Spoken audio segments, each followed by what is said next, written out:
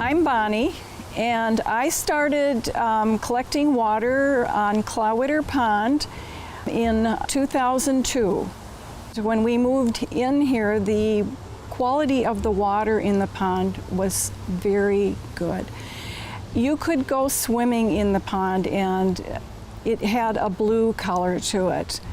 And as the years went by, about 5 years, I could see that there was a change in the quality of the water, and it really did frighten me. Now that it's part of our property, how can I help to take care of it too?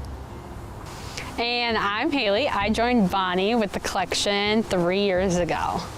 I care about the water in the local pond because I'm very interested in environmental biology.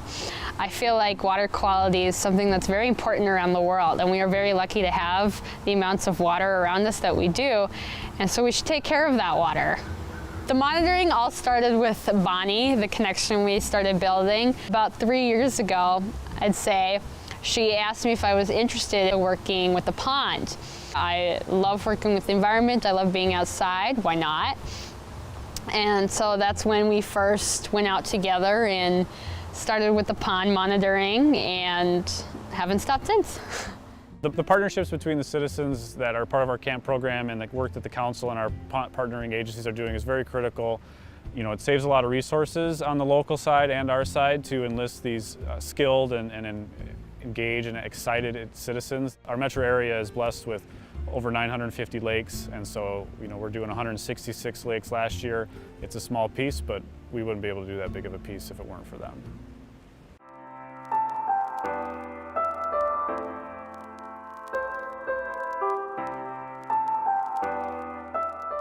Typically when I go out on the boat, I do my general observations. This includes the amount of wind and the direction it's going, how much cloud coverage there is, the air temperature, watercolor. Then I get into the more of the numerical measurements where you collect the water from the deepest point in the pond, about an elbow's length down. And then I measure how cold the water temperature is.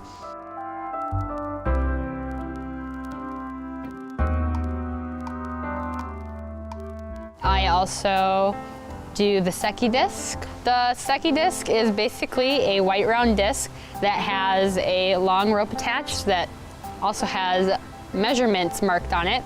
And basically what I do is I drop it in the water and I let it go down, and once it kind of is out of sight, I'll pull it up a little bit, little by little, until I can see it again.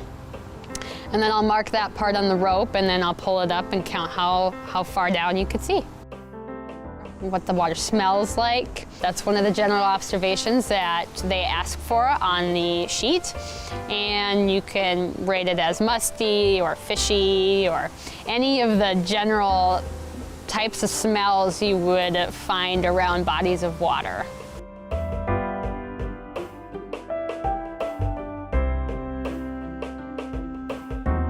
In the middle of the summer when it's super hot, you can see a little bit less. My best guess is because there's more cyanobacteria, there's more nutrients and just turbulence from turtles and everything who are coming up in and out of the water.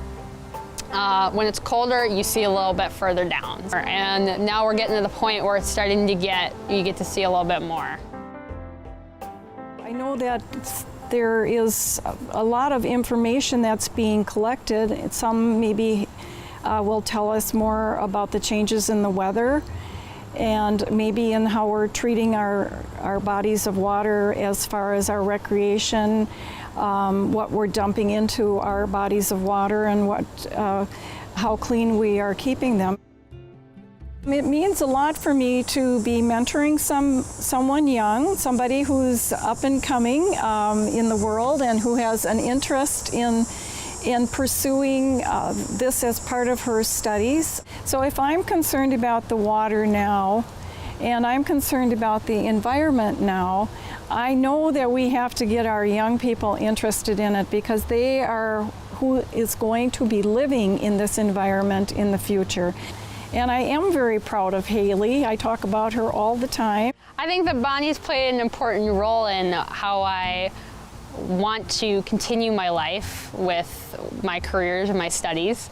I think that getting me involved in the pond and the monarchs and just our ecosystem around just us, it was very important in opening my eyes to what work needs to be done and how I can affect the world and make a change.